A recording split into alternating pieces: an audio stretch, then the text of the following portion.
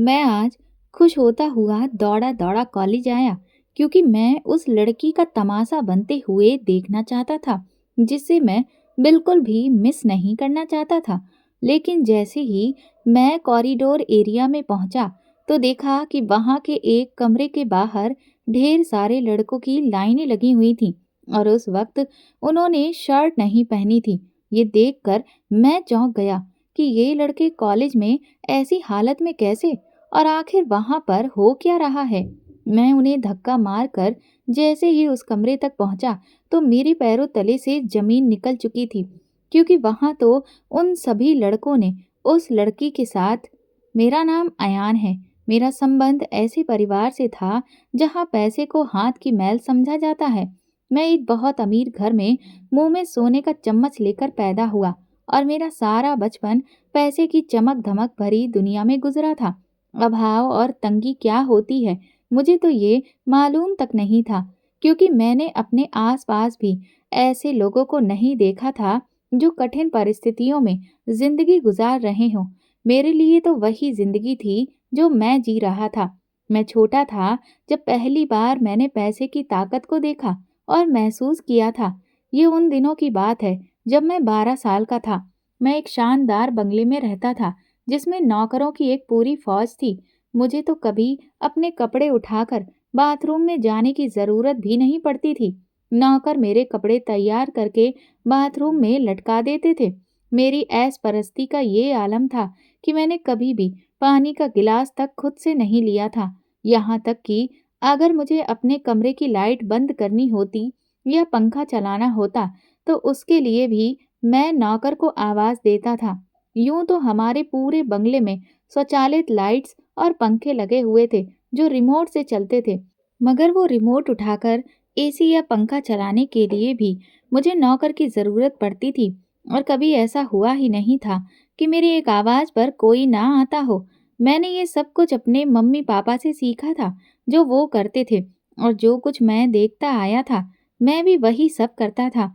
मैंने अपने पापा को छोटी से छोटी गलती पर भी नौकरों पर चिल्लाते हुए देखा था।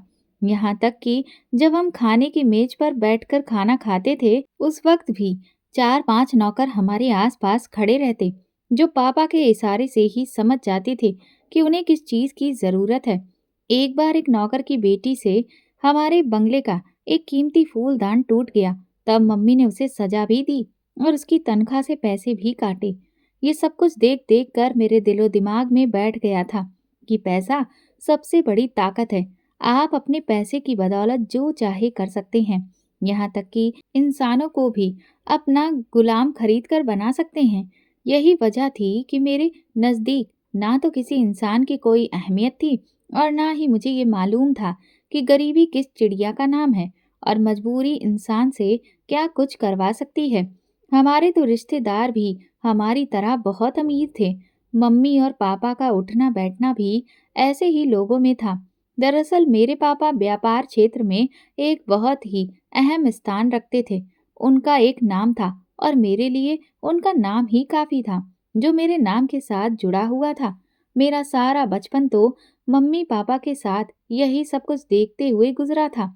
लेकिन जब मैं 9वीं क्लास में गया और मैंने चीज़ों को अपने तरीके से देखना और समझना शुरू किया तो कुछ ऐसे शौक मेरे अंदर पनपने लगे जो मुझे कुछ अलग करने पर मजबूर करते थे। मेरे अंदर एक बेचैनी रहने लगी थी। मेरे पास जो था पता नहीं क्यों मैं उसमें खुश नहीं था। मुझे कुछ नया करने की पड़ी रहती थी। खास तौर पर जिन चीज़ों में मेरी दिलचस्पी पैदा हो जाती मैं उसी के पीछे पड़ जाता था। यही वजह थी कि मैं कभी किसी एक चीज़ पर टिकता भी नहीं था।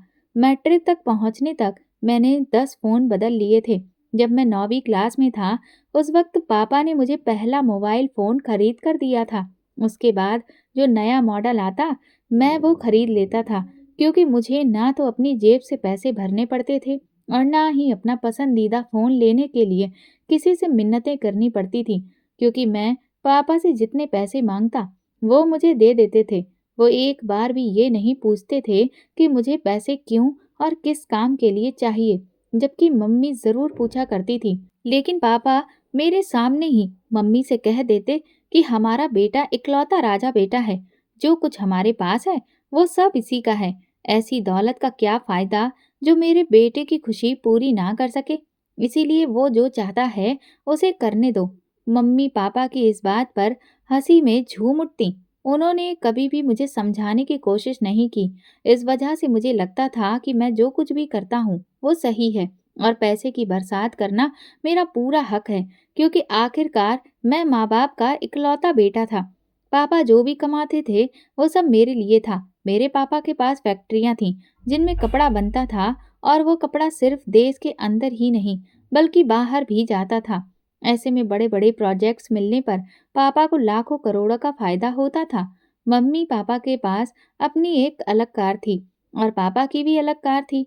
फिर भी हमारे बंगले के आंगन में 4 गाड़ियां खड़ी रहती थीं। हर वक्त एक ड्राइवर घर में मौजूद रहता था ताकि मैं उसके साथ जहां चाहूं जा सकूं। मैंने हमेशा बड़े बड़े ब्रांड से ही खरीदारी की थी और ज्यादातर मेरे कपड़े ऐसे होते थे जिन्हें एक बार पहनने के बाद फिर से कभी नहीं पहनता था। मम्मी वो कपड़े उठाकर नौकरों को दे देती और वे बड़े खुश होकर उन्हें अपने घर ले जाते थे। मैं शहर के सबसे महंगे स्कूल में पढ़ता था। मेरे स्कूल की फीस इतनी ज्यादा थी कि सामान्य आदमी अपनी पूरी जिंदगी में उतना भी नहीं कमा पाता जितना सालाना फीस के नाम पर पापा भरते थे। हम जिस सोसाइटी में रहते थे वहाँ मेरी उम्र के लड़के और लड़कियां एक दूसरे से दोस्ती करने में बहुत रुचि रखते थे। मेरे क्लासमेट्स ना सिर्फ एक दूसरे से दोस्ती करते थे बल्कि कई लड़के लड़कियों के अफेयर भी चलते थे। मेरे पास ढेर सारा पैसा था, पूरी आज़ादी थी, फिर भी मैं कभी लड़कियों के चक्कर में नहीं पड़ा था। हालांकि मैंने अपने बहुत से दोस्तों के लिए लड़कियों से सेटिंग करवाई थी और समय समय पर हजारों रुपए भी उन्हें दे देता था या किसी होटल में उनके लिए टेबल भी बुक करवा देता था।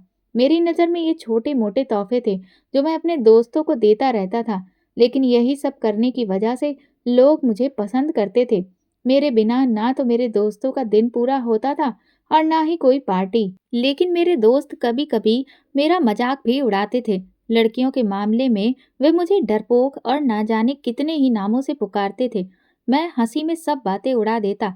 मुझे किसी की बात का बुरा नहीं लगता था, क्योंकि मैं जानता था कि मेरे यार सिर्फ मजाक कर रहे हैं। ऐसा नहीं था कि लड़कियां मेरे पीछे नहीं आती थीं। स्कूल लाइफ से ही लड़कियां मुझ पर फिदा थीं और दूसरी लड़कियां चाहती थीं कि मैं उनका बॉयफ्रेंड बन जाऊं, उनसे दोस्ती करूं और अपनी बेतहाशा दौलत उन पर लुटा दूं। लेकिन पता नहीं क्यों मुझे इस तरह की लड़कियां अपनी तरफ कभी आकर्षित नहीं करती थीं।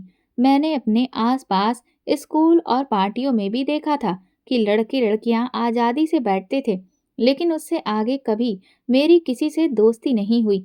मैट्रिक खत्म करने के बाद मुझे कॉलेज जाना था। मम्मी और पापा चाहते थे कि मैं उच्च शिक्षा के लिए विदेश चला जाऊं, क्योंकि मेरे पास बहुत सारे विकल्प थे। पापा मुझे कहीं भी भेज सकते थे, लेकिन पता नहीं क्यों मुझे वहां पर नहीं जाना था।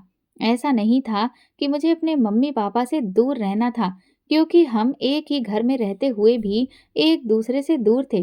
पापा अपने काम के सिलसिले में पूरा दिन व्यस्त रहते थे और कभी किसी देश में तो कभी दूसरे देश में जाते रहते थे। यहाँ तक कि घर आने के बावजूद वो अपने फोन और लैपटॉप में व्यस्त रहते थे।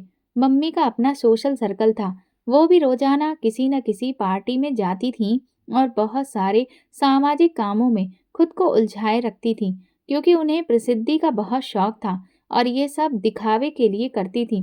वो दिन रात किसी चैरिटी संस्था में जाकर लाखों का दान देती थीं, जहां उनकी वीडियो बनती और फिर वायरल हो जाती। यही वजह थी कि बड़े बड़े एनजीओज और चैरिटी संस्थाएं उनसे संपर्क करती थीं, लेकिन मम्मी उन्हें आसानी से समय नहीं देती थी। जब दिल चाहता तो कहीं जाने के लिए हामी भर देती थी, वरना हजारों रुपए का चेक बनाकर भेज देती। पहले मुझे इन बातों का अंदाजा नहीं था। मैं सोचता था कि मम्मी जो भी करती हैं वो लोगों की भलाई के लिए करती हैं, लेकिन फिर मुझे एहसास हुआ कि उन्हें किसी की भलाई से कोई लेना देना नहीं था। वो दिन भर जिन चैरिटी संस्थाओं में गरीबों के साथ तस्वीरें खिंचवाती और वीडियो बनवाती थीं, घर वापस आकर उन्हीं गरीबों में कीड़े निकालती और फिर अपने हाथों को बार बार सैनिटाइज करती। शुरू-शुरू में मुझे मम्मा के इस दोहरे मापदंड पर हैरानी होती थी, लेकिन बाद में मुझे लगने लगा कि यही हमारे जैसे तबके के लोगों का लाइफ स्टाइल है। अगर हम लोग अपने आप को भूलकर गरीबों के साथ घुल-मिल जाएं, तो फिर हम में और उनमें क्या फ़र्क रहेगा? और ये बात मैंने अपने मम्मी-पापा से ही सीखी थी। मम्मा-पापा की अपनी-अपनी पसंद और व्यवस्थाएँ थीं। ना तो दोनों एक दूसरे के मामलों में दखल देते थे और ना ही उन्होंने मुझे कभी कुछ बताने या फिर समझाने की कोशिश की थी। मेरा जो दिल चाहा मैंने वो किया और जो रास्ता मुझे ठीक लगा मैं वही अपनाता चला गया। कॉलेज में जाने की जब बारी आई तब मैंने मम्मी पापा को इनकार कर दिया कि मैं किसी भी हाल में देश से बाहर नहीं जाऊंगा, क्योंकि मेरा दिल ही नहीं चाहता था।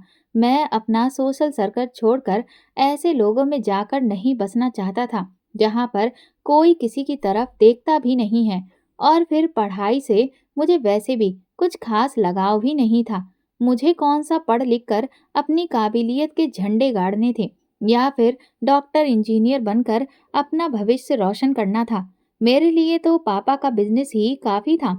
जब मैंने बाहर जाने से इनकार कर दिया तो पापा ने मेरे दाखिले के लिए 2-3 कॉलेज के नाम मेरे सामने रखे और कहा कि मैं जिस कॉलेज में चाहूँगा वो मेरा दाखिला वहाँ पर करवा देंगे। जो कॉलेज पापा ने चुने थे वो सब शहर के मशहूर और महंगे कॉलेज थे। मगर अब मैं इतने हाई-फाई तालीमी संस्थान में नहीं जाना चाहता था। शायद मेरा दिल बदल चुका था। इसलिए मैंने उस कॉलेज का चुनाव किया जहाँ पर अमीरों के साथ-साथ मिडिल क्लास परिवारों के लड़के-लड़कियां भी पढ़ते थे। जब मैंने पापा को उस कॉलेज का नाम बताया तो वो बड़े ही हैरान हुए। उन्होंने मुझे मना किया और मम्मा ने भी यही कहा कि जब मेरे पास बेहतरीन से बेहतरीन विकल्प मौजूद हैं तो फिर मुझे किसी ऐसे कॉलेज का चुनाव करने की आखिर क्या ज़रूरत है। लेकिन मैं तो वही करता था जो मुझे ठीक लगता था या फिर जो मेरा दिल चाहता था। जब मम्मा और पापा समझ गए कि मैं अपने फैसले से पीछे नहीं हटने वाला, तो उन्होंने मेरा दाखिला वहीं करवा दिया जहां मैं जाना चाहता था। मेरे दोस्त भी हैरान थे, लेकिन वो जानते थे कि मैं मनमौजी सा इंसान हूँ। नए कॉलेज में दाखिले के बाद मेरे लिए बहुत सारी चीजें नई थी, जो जिंदगी में पहली बार सामने आ रही थी। हालांकि मेरे यार दोस्त और सब सोशल सर्कल वही था जिसमें मैं शुरू से मूव कर रहा था। रात को क्लब जाना या किसी न किसी दोस्त के साथ पार्टी अटेंड करना, ये सिलसिला तो बड़ा पुराना था और इस सिलसिले को रोकने का मेरा कोई इरादा भी नहीं था। लेकिन उस नए कॉलेज को लेकर मैं बहुत एक्साइटेड था। वहां जाने के बाद मैंने देखा कि उस कॉलेज में भी ज्यादातर अमीर घरानों के लड़के लड़कियां पढ़ते हैं। बहुत कम ऐसे स्टूडेंट थे जो मिडिल क्लास परिवारों से ताल्लुक रखते थे, क्योंकि जाहिर सी बात है इस कॉलेज की फीस वगैरह हर आम इंसान की पहुंच में नहीं थी, बल्कि मिडिल क्लास तबके से ताल्लुक रखने वाले लड़के या लड़की के लिए मेरे इस कॉलेज में प्रवेश हो जाना भी बहुत बड़ी बात थी। मैं अक्सर कॉलेज जाता, लेक्चर लेता और फिर वहीं से सीधा अपने दोस्तों के पास निकल जाता था। कभी-कभी अपनी मर्जी से लेक्चर छोड़ भी दिया करता था। मुझे रोकने और टोकने वाला तो वहां पर कोई भी नहीं था, क्योंकि मेरे जैसे और भी कई स्टूडेंट्स थे जो क्लासेस बंक करते थे। कॉलेज जाते हुए मुझे 1 महीना हो गया था, लेकिन मैं अब वहाँ बोर होने लगा। मेरे लिए कुछ भी ऐसा नहीं था जो दिलचस्पी का कारण बने। मैं ये सोचने लगा कि इससे अच्छा मैं अपने उस दोस्त के साथ वहीं पर दाखिला ले लेता जहाँ वो सब गए थे। कम से कम अच्छी कंपनी तो मिल जाती। 1 महीने बाद ही सोचने पर मजबूर हो गया था कि मुझे ये कॉलेज छोड़कर अपने दोस्तों के साथ उनके कॉलेज में चले जाना चाहिए। लेकिन एक दिन कुछ ऐसा हुआ जो मुझे अपनी तरफ ध्यान देने के लिए काफी था। उस दिन मैं कॉलेज पहुंचा तो गेट से अंदर दाखिल होते ही मुझे कुछ लड़कियों और लड़कों का एक ग्रुप नजर आया जो किसी को घेरे खड़ा था और उसका मजाक बना रहे थे। मैं भी बड़े शौक से वहां पहुंच गया तो देखा कि एक लड़की बिल्कुल सादा सा काले रंग का अबाया पहने वहां खड़ी थी और उसके चेहरे पर भी नकाब था। हाथ में चंद किताबें और कंधे पर शोल्डर बैग झूल रहा था, जिसे देखकर मालूम हो रहा था कि वो लड़की अमीर नहीं थी, बल्कि उसका सारा हुलिया ही आम सा था और वहां मौजूद लड़के लड़कियों का ग्रुप उसके हुलिये पर नहीं बल्कि पैरों में पहने हुए जूतों का मजाक उड़ा रहा था, क्योंकि उसने एक पैर में शूज और दूसरे में सुर्ख रंग की चप्पल पहन रखी थी। शायद वो जल्दी में ये गलती कर बैठी थी, लेकिन अब वो बड़ी कंफ्यूज हालत में खड़ी थी और सब उस पर हंस रहे थे। मेरी भी नज़र जैसे ही उसके पैरों की तरफ गई तो मैं भी बेइख्तियार हंसने लग गया। अब उसने नज़रें उठाकर मेरी तरफ देखा। मैं उसके काफ़ी करीब खड़ा था। पता नहीं उसकी नज़रों में मुझे ऐसा क्या महसूस हुआ कि मेरी हंसी रुक गई। वो मुसलसल मेरी तरफ देख रही थी। तब मैंने सबको चुप होने को कहा और उस लड़की के लिए रास्ता छोड़ दिया। वो तेज-तेज कदम उठाती हुई अंदर चली गई। जब मैं क्लास में पहुंचा तो मेरी ही क्लास में बैठी हुई थी। एक के बाद एक प्रोफेसर आता गया। सारे लेक्चर होते गए, मगर उस लड़की ने प्रोफेसर और नोटबुक के अलावा कहीं भी इधर-उधर देखा तक नहीं था। हालांकि मेरी नज़र कई मर्तबा उस पर गई, मगर मजाल है जो उसका ध्यान अपनी नोटबुक और प्रोफेसर से हटा हो, फिर तो उसे नोट करना मेरा शौक बन गया। दिन गुजरते गए और मैं इस नतीजे पर पहुंचा कि एक हफ्ता लगातार उस लड़की की वही रूटीन थी, जैसे वो कोई लड़की नहीं बल्कि एक रोबोट हो। वो अपने काम से काम रखती थी, किसी से बात नहीं करती थी और हर वक्त पढ़ाई में लगी रहती थी। जब असाइनमेंट्स का काम शुरू हुआ तो उस लड़की ने तारीफें समेटना शुरू कर दिया। हर प्रोफेसर पूरी क्लास के सामने उसकी तारीफ करता और स्टूडेंट्स भी उसके काम पर तालियां बजाते थे। देखते देखते कैसे वो लड़की हमारी क्लास में सबसे लायक और फेमस कहलाने लगी, मुझे अंदाजा ही नहीं हुआ। यहाँ तक कि उस कॉलेज में आते हुए 3 महीने उसे गुजर गए थे। इस दौरान हमारा हर प्रोफेसर तो जैसे उस लड़की की काबिलियत की तारीफ करना अपना फर्ज समझता रहा। यहाँ तक कि उसकी मिसालें दी जाने लगी। कोई नहीं जानता था कि वो लड़की कौन है, कहाँ से आती है और किस तबके से ताल्लुक रखती है। यहाँ तक कि उसके हिजाब करने की वजह से पूरा कॉलेज उसकी इज्जत करता था। उस लड़की का नाम शबीना था और प्रोफेसर उसे मिस सबीना अहमद कहकर संबोधित करते थे, जिसकी वजह से लड़के लड़कियां भी उसे बिल्कुल इसी नाम से पुकारते थे। मैंने अक्सर लड़के लड़कियों को उससे नोट्स लेते और देते हुए देखा। वो फिजिक्स में बहुत अच्छी थी और प्रॉब्लम्स को सॉल्व करने में बाकी स्टूडेंट्स की मदद भी कर देती थी। लेकिन हैरान करने वाली बात ये थी कि इतने महीनों में उस लड़की को मैंने कभी कैंटीन जाते हुए या कैंटीन में बैठे हुए भी नहीं देखा था। मैं सोचता था कि क्या उसे भूख नहीं लगती। बाकी सब कैंटीन जाते खूब मौज मस्ती करते थे, मगर वो ब्रेक टाइम में भी गार्डन के किसी कोने में बैठी पढ़ाई करती रहती थी और कभी भूल कर भी उसके चेहरे से नकाब नहीं हटता था। वह हमेशा काले रंग के अबाया और हिजाब में ही रहती थी।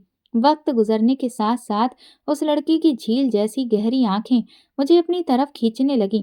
पता नहीं कब मेरे दिल के किसी कोने में इस ख्वाहिश ने सिर उठाया कि काश एक बार मैं उसका चेहरा देख सकूं। पता नहीं क्यों, मगर मैं उसे देखना चाहता था।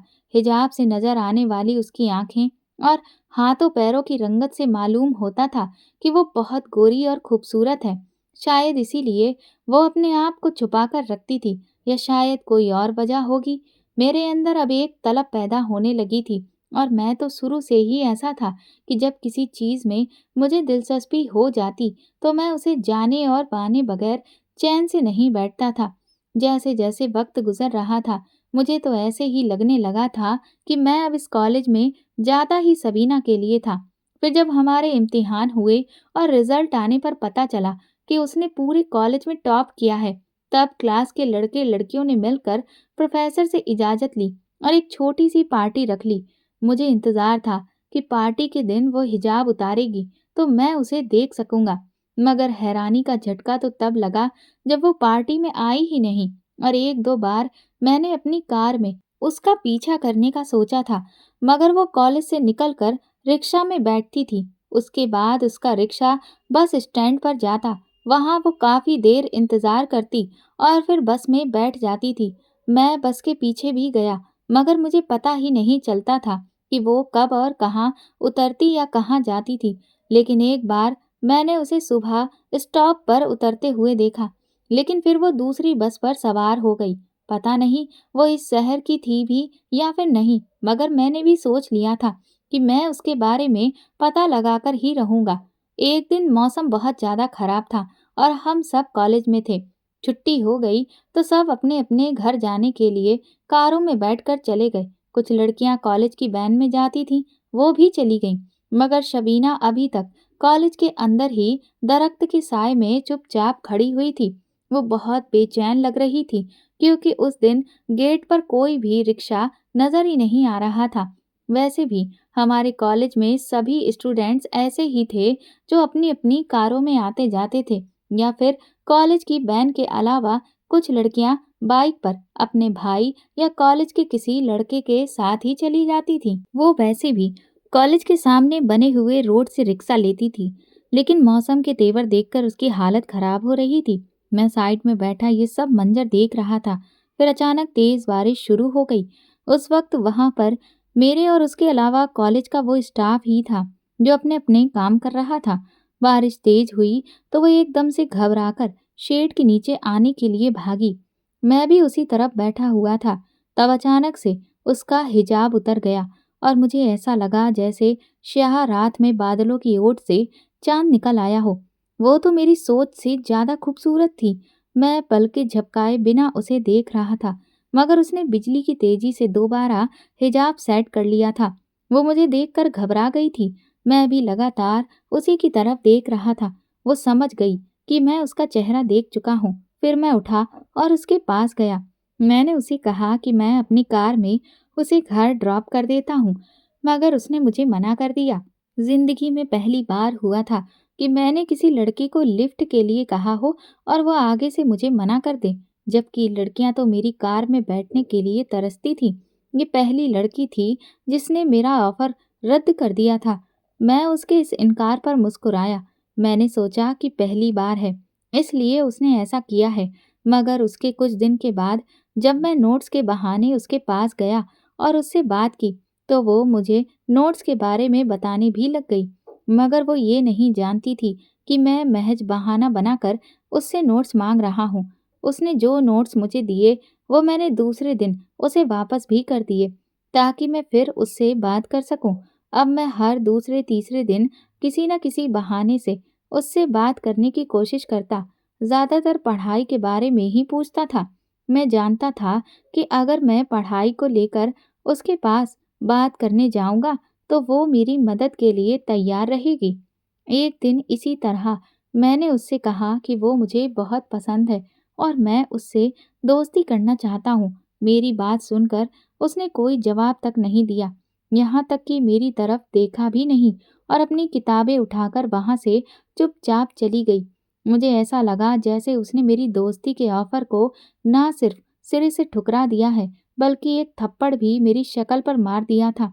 मैं पहली बार किसी लड़की की तरफ आकर्षित हुआ था, इसलिए मुझे बहुत ज्यादा अपमान महसूस हो रहा था। मैं तो ये सोच भी नहीं सकता था कि कोई लड़की मेरे साथ इस तरह भी कर सकती है। मेरे दिल में उसी वक्त सबीना के लिए गुस्सा पैदा हुआ और मैंने सोचा कि मैं इस लड़की से दोस्ती करके रहूंगा, मगर अब उसे खुद चलकर मेरे पास आना होगा। मैं हर हाल में उसका घमंड तोड़ना चाहता था और फिर मैं उस मौके की तलाश में रहने लगा कि कब मैं सबीना से अपनी बेइज्जती का बदला ले सकूं। मैंने इस बात का इजहार अपने दोस्तों के सामने भी किया था, क्योंकि मेरा मूड खराब रहने लगा था और मुझे अपनी बेइज्जती भुलाए नहीं भूल रही थी। जब मेरे दोस्तों को ये बात पता चली कि किसी लड़की ने मेरे साथ इस तरह से किया है, तो वो कहने लगे, तुम इशारा करो, हम उस लड़की को तुम्हारे कमरे तक पहुंचा देंगे। तो मैंने उन्हें मना कर दिया कि ना तो वो कुछ ऐसा करेंगे और ना ऐसा करने का सोचेंगे, क्योंकि मैं ये चाहता था कि सबीना खुद अपने कदमों पर चलकर मेरे पास आए। तब मुझे सुकून मिलेगा और मेरे दिल में गुस्से की आग बुझ जाएगी। मैं नहीं जानता था कि मैं ऐसा क्यों सोच रहा हूँ। मैं उसे पसंद करता था या नहीं, लेकिन मेरी ये चाहत और पसंद आगे चलकर क्या रूप लेने वाली थी, मैंने तो इसके बारे में अभी तक सोचा भी नहीं था, क्योंकि मेरे सामने एक से एक बढ़कर एक लड़कियों के प्रपोजल थे।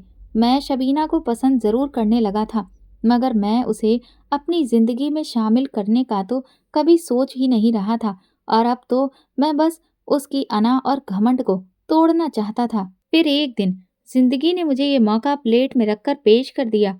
मैं और मेरे दोस्त अपनी आदत के मुताबिक एक क्लब में गए, मगर उस रात मुझे वहाँ पर बिल्कुल भी मज़ा नहीं आ रहा था।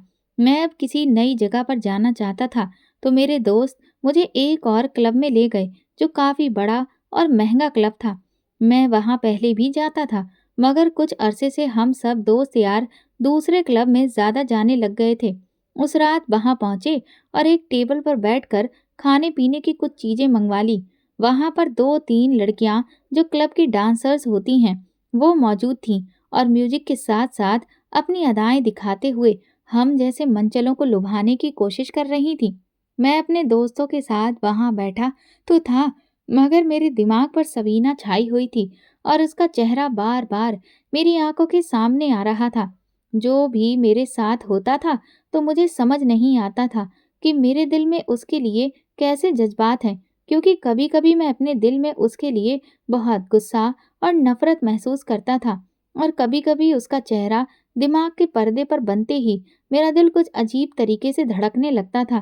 क्लब में उस रात भी मैं उसी अजीब-सी स्थिति में बैठा हुआ था कि मेरे बिल्कुल सामने एक लड़की डांस करती हुई नज़र आई, लेकिन उसका ध्यान मुझ पर नहीं था, क्योंकि जहाँ पर वो डांस कर रही थी, वहाँ रोशनी थी और मैं अंधेरे में बैठा हुआ था। मगर उस लड़की को देखते ही मेरे दिमाग की सारी बातें रोशन हो गईं। मैं बेहद हैरान हुआ, क्योंकि मेरे सामने कोई और नहीं, सबीना ही क्लब में डांस कर रही थी। मैंने उसे एक बार देखा था, मगर उसका चेहरा मैं भूल नहीं सकता था। क्लब में डांस करने वाली लड़की को देखकर एक पल के लिए तो मैंने सोचा कि वो मेरे होशो-हवास पर कुछ ज़्यादा ही हावी होती जा रही है।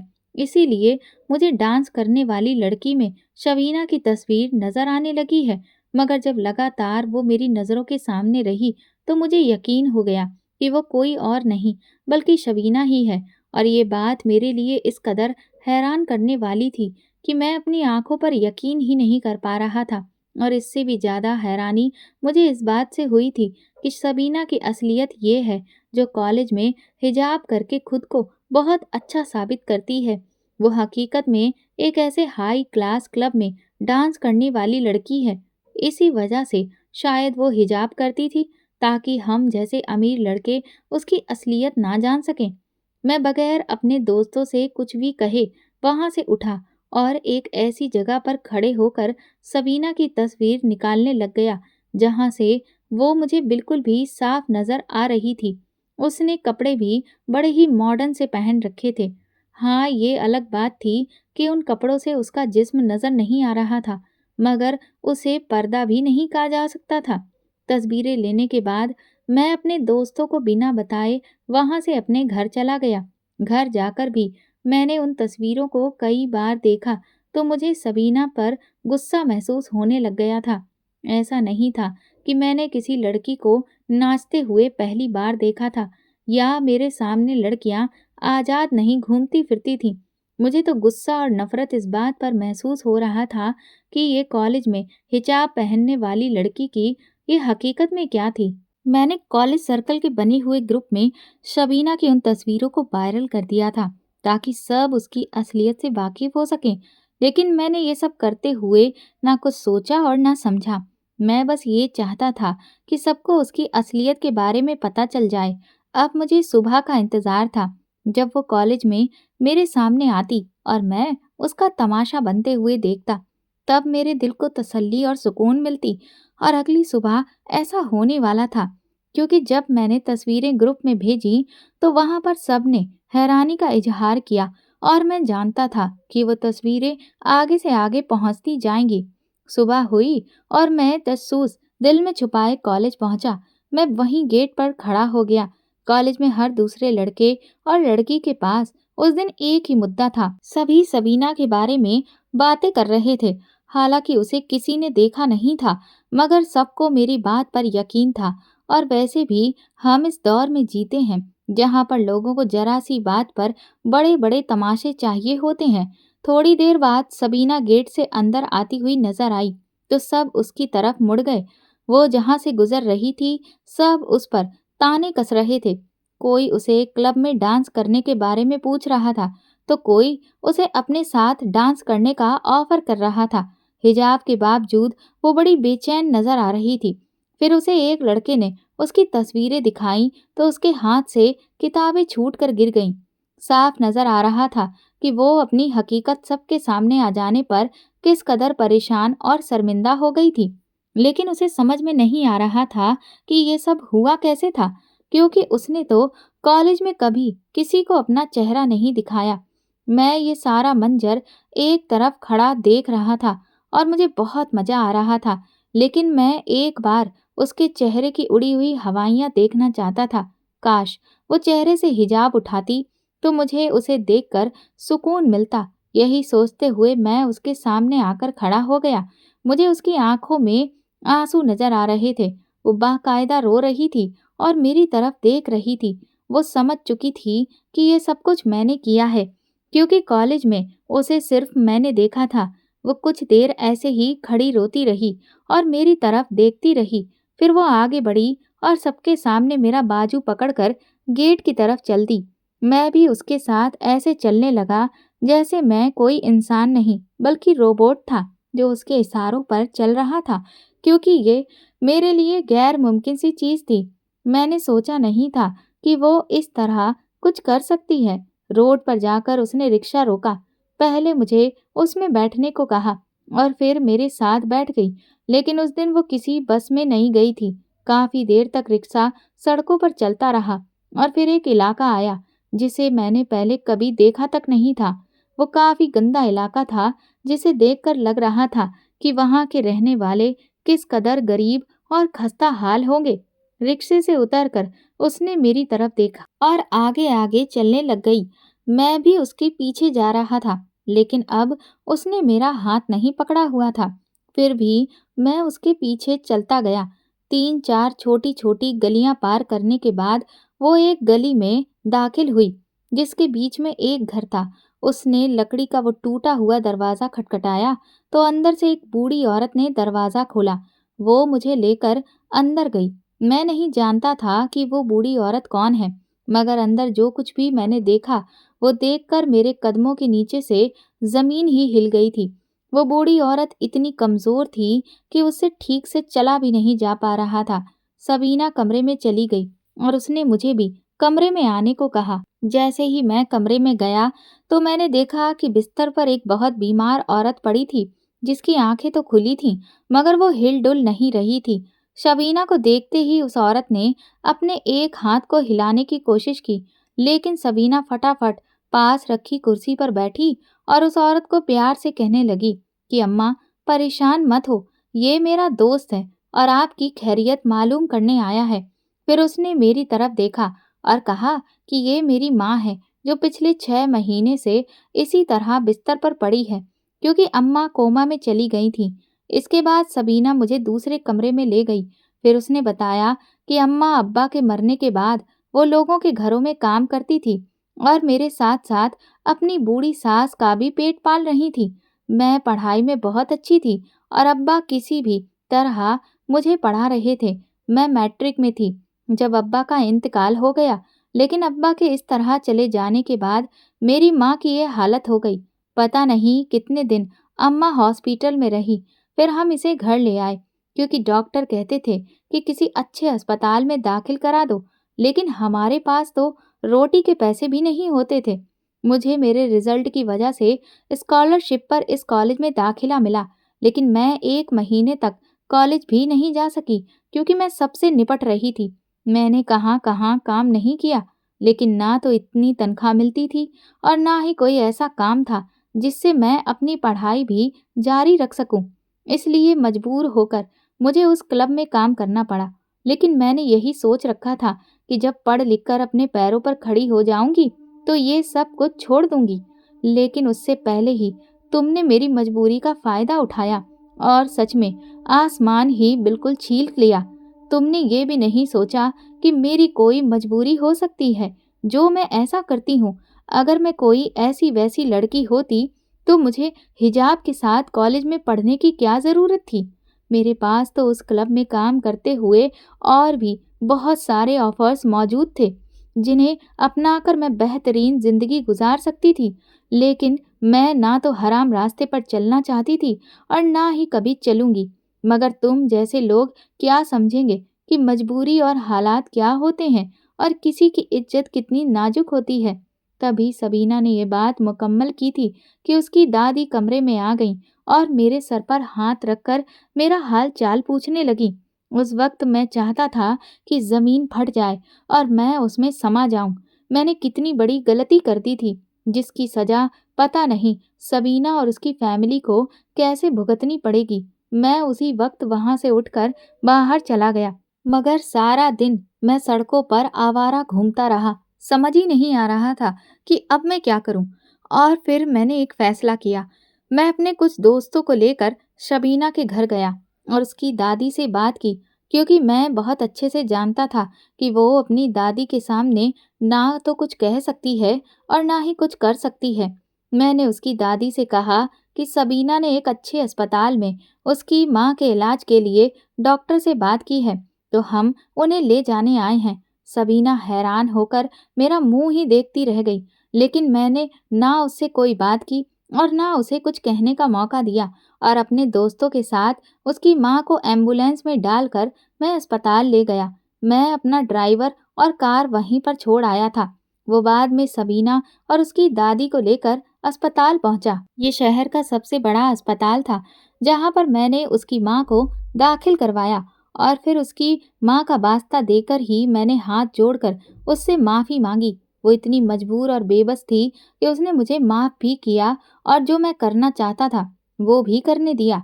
मैंने अस्पताल के पास ही एक फ्लैट में सबीना और उसकी दादी को रखा, ताकि वो अपनी माँ की देखभाल भी आराम से कर सके। और फिर सबीना से शादी की बात भी मैंने कर ली। उसकी दादी तो बहुत खुश थी और सबीना हैरान होकर बोल ही नहीं पा रही थी। लेकिन मैं अब पक्का इरादा कर चुका था कि अब सबीना और उसके घरवालों को मैं ज़िंदगी भर नहीं छोड़ूंगा। इस सिलसिले में मैंने मम्मी-पापा से भी बात कर ली थी। उन्होंने सब कुछ मुझ पर ही छोड़ दिया, क्योंकि वे मेरी नाराज़गी मोल नहीं ले सकते थे। आज इस बात को 3 साल गुज़र चुके हैं। सबीना से मैंने शादी उसकी माँ की ज़िंदगी में ही कर ली थी। तब तो उसने कुछ भी नहीं कहा, लेकिन शादी की रात वो मेरे सामने बहुत रोई थी। उसने कहा कि पता नहीं मैंने क्यों और कैसे तुम्हें माफ़ कर दिया। शायद अपनी माँ के लिए या शायद खुदा की मर्ज़ी के लिए। मैं उसकी बात सुनकर खामोश रहा, क्योंकि अब मुझे अमल करके दिखाना था। आज उसकी माँ और दादी तो हमारे साथ नहीं रहे, लेकिन मैं और शबीना मुल्क से बाहर सेटल हो चुके हैं। वहीं पर शबीना ने अपनी तालीम पूरी की, लेकिन वो पूरा समय घर और हमारे बेटे को दे रही है, जबकि मैं अपने पापा का बिज़नेस सँभाल चुका हूँ। इतना कुछ होने के बावजूद मेरा दिल शांत और सुकून से भरा हुआ है, क्योंकि अनजाने में जो गलती मुझसे हुई थी, मैंने उस गलती को गुनाह नहीं बनने दिया और आज सबीना के साथ मैं एक अच्छी ज़िंदगी गुजार रहा हूँ। दोस्तों, अगर आपको हमारी कहानी पसंद आई है, तो कमेंट करके ज़रूर बताएं और वीडियो को लाइक करके ज़्यादा से ज़्यादा शेयर करें। चैनल पर नए हैं तो सब्सक्राइब करें और हाँ, नोटिफिकेशन बेल को ज़रूर दबाएं, ताकि अगली अपडेट सबसे पहले आपको मिले। धन्यवाद।